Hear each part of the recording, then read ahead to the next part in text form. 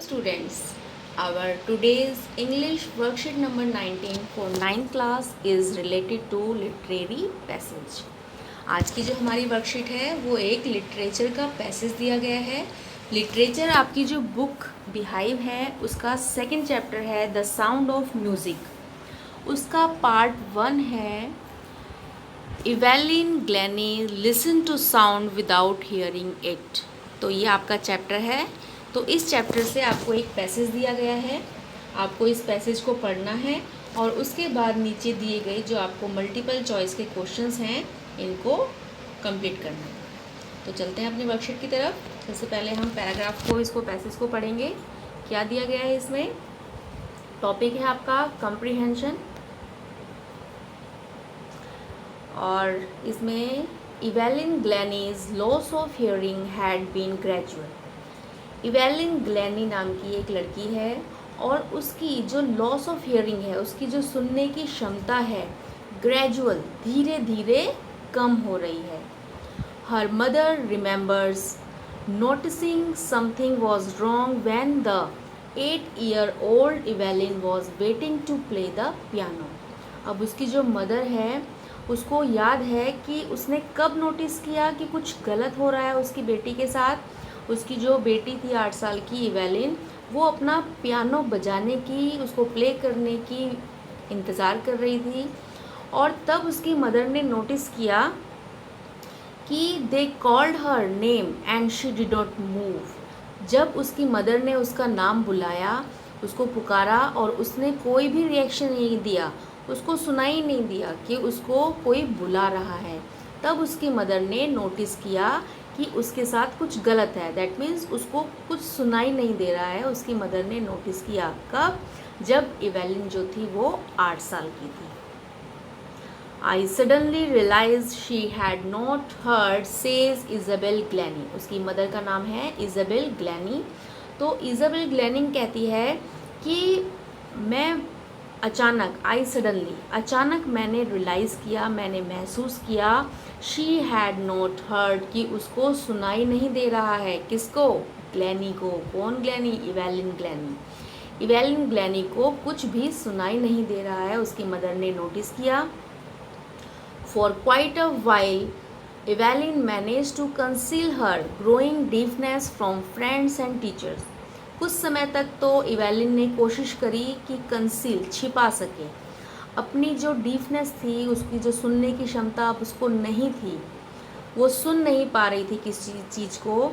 तो इस उसकी लॉस ऑफ हियरिंग को उसने अपने फ्रेंड्स और अपने टीचर्स से कुछ समय तक छुपाने की कोशिश की. But by the time she was 11 her marks had deteriorated and her headmistress urged her parents to take her to a specialist. तो जैसे जैसे इवेलिन जो थी वो अब 11 साल की हो गई थी और उसके जो मार्क्स थे, उसकी जो हालत थी पहले से ज़्यादा बिगड़ने लग रही थी और उसके नंबर भी एग्ज़ाम में कम आने शुरू हो गए थे. उसकी जो हेडमिस्ट्रेस थी, उनकी जो मुख्य अध्यापिका थी, उन्होंने उसके पेरेंट्स को कहा, अर्ज, उसको रिक्वेस्ट की कि आप इसे किसी स्पेशलिस्ट के पास लेकर जाइए, जो क्योंकि इसको प्रॉब्लम है, इसको सुनाई नहीं देता है, तो आप किसी अच्छे डॉक्टर के पास इसको लेकर जाइए. It was then discovered that her hearing was severely impaired as a result of gradual nerve damage. अब बिल्कुल पता चल गया था कि उसकी जो हियरिंग थी, उसकी जो सुनने की जो क्षमता थी, वो इम्पेयर्ड, बिल्कुल कमज़ोर हो गई थी, बिल्कुल ख़त्म हो गई थी. किसकी वजह से? Gradual nerve damage. उसकी जो नर्व्स थी, उसकी जो मांसपेशियां थी, उनके डैमेज के धीरे धीरे जो वो डैमेज हो रही थी, उसकी वजह से उसकी जो सुनने की क्षमता थी वो बिल्कुल ही सीवियरली इम्पेयर्ड, बहुत ज़्यादा बिगड़ गई थी.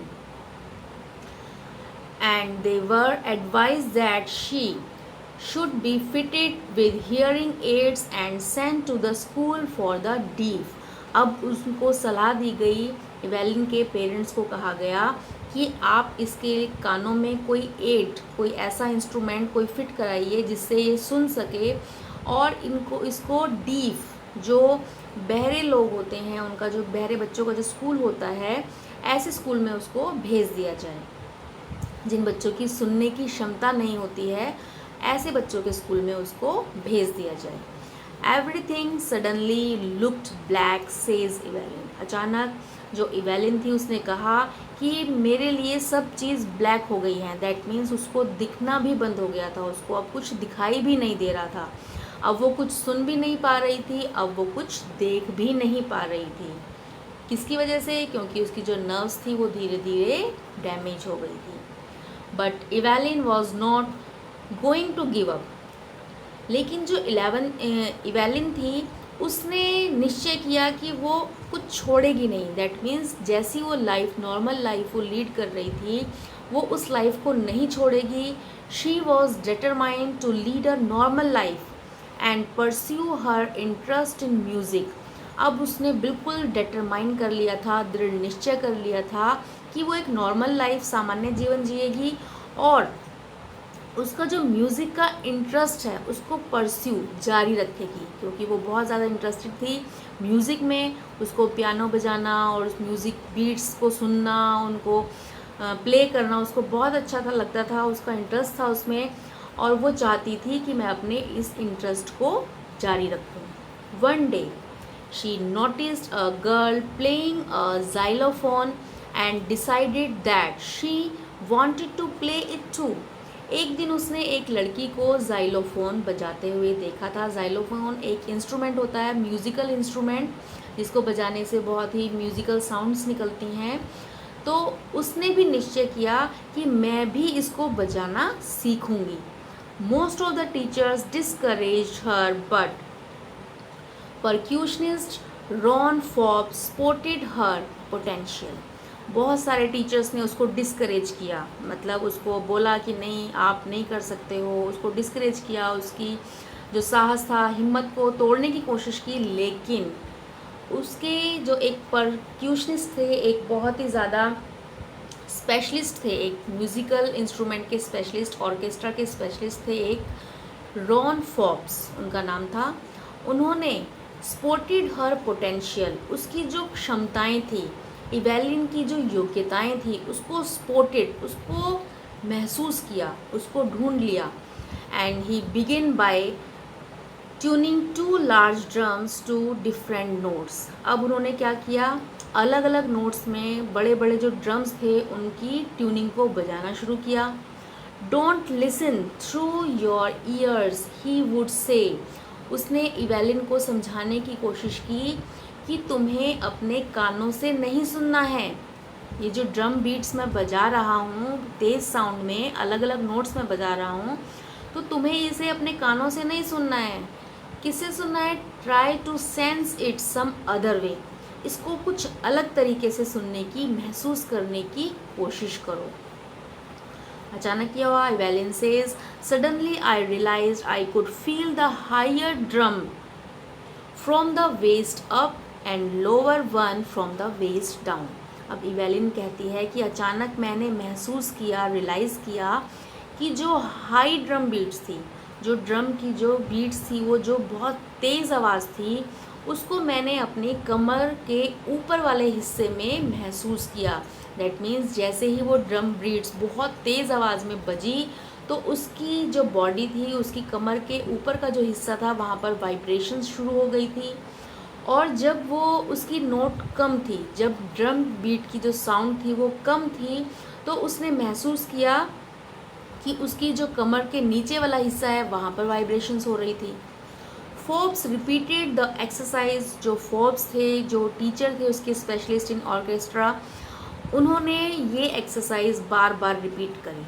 And soon Evelyn discovered that. अब जो इवेलिन थी उसने देखा, उसने ये पाया कि she could sense certain notes in different parts of her body. तो उसने क्या महसूस किया कि जो अलग अलग जो नोट्स थे, जो म्यूज़िक के जो साउंड्स थी, उसने अपनी बॉडी के अलग अलग पार्ट्स में उनको महसूस करना शुरू कर दिया। I had learn to open my mind. अब जो इवेलिन है वो कहती है कि मैंने अपने दिमाग को खोलना सीख लिया। दैट मीन्स मैंने महसूस करना सीख लिया। बॉडी टू साउंड्स, अपनी बॉडी से उन साउंड्स को महसूस करना सीख लिया। एंड वाइब्रेशंस, और जो वाइब्रेशंस होती थी, जो कंपन होता था उसकी बॉडी में म्यूज़िक को सुनने के बाद। आपने भी कभी फील किया होगा, कभी आप अच्छा सा म्यूज़िक सुनते हैं तो कई बार आपकी बॉडी वाइब्रेट करती है, कभी ध्यान लगा कर देखना।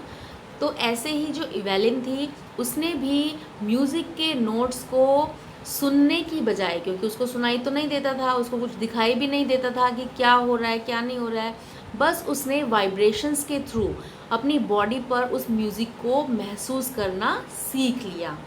The rest was share determination and hard work. ये सब कुछ किसका परिणाम था? उसकी जो डिटर्मिनेशन थी, उसका जो दृढ़ विश्वास था, उसका जो दृढ़ निश्चय था कि नहीं, मुझे ये करना है, मुझे म्यूज़िक को आगे बढ़ाना है, मुझे अपना जो म्यूज़िक का इंटरेस्ट है उसको जारी रखना है और मुझे एक नॉर्मल लाइफ लीड करनी है।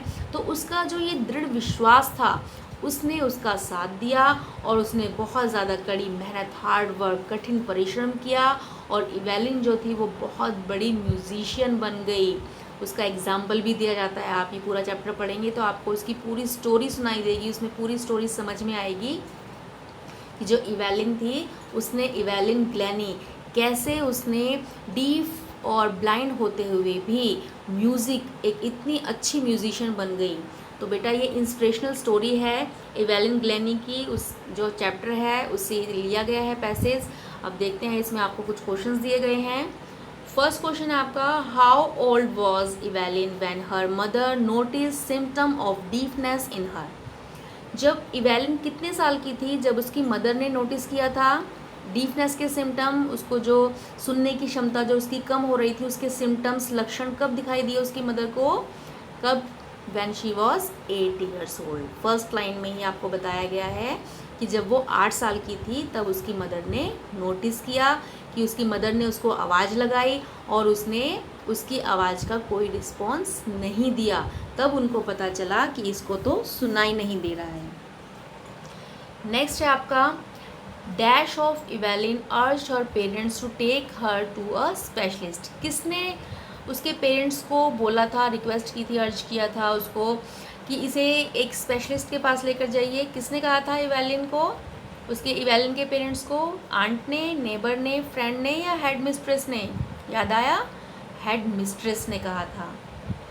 When Evelyn came to know about the deafness she, जब इवेलिन को पता चला अपनी डीफनेस के बारे में, डीफनेस मतलब उसकी जो सुनने की क्षमता ख़त्म हो गई थी, उसको जब इवेलिन को पता चला तो क्या हुआ उसके साथ?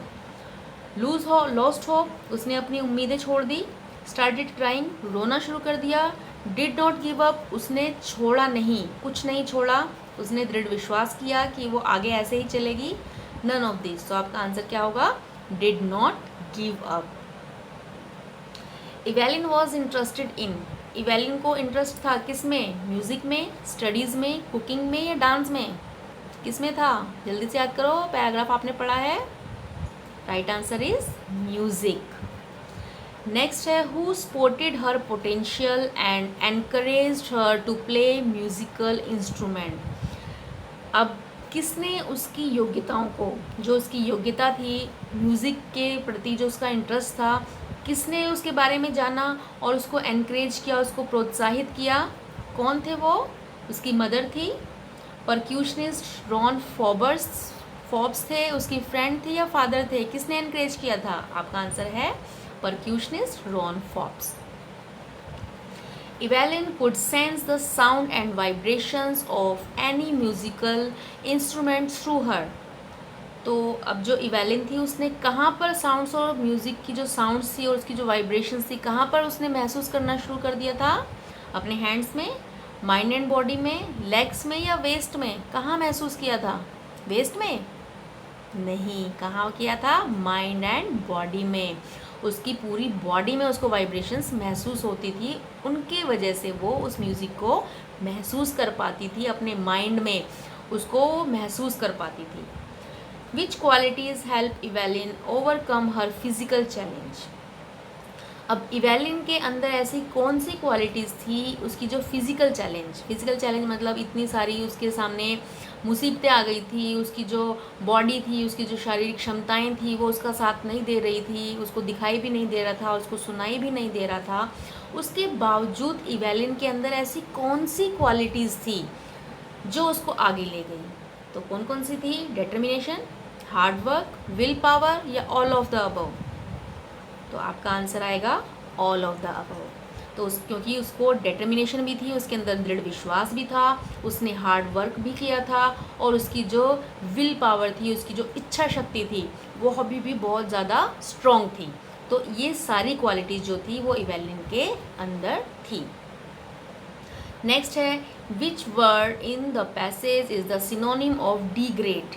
डिग्रेड का मतलब होता है कम करना, किसी चीज़ को कम हो जाना। तो आपको बताना है कि इनमें से कौन सी ऐसा वर्ड है जिसका मतलब होता है डिग्रेड?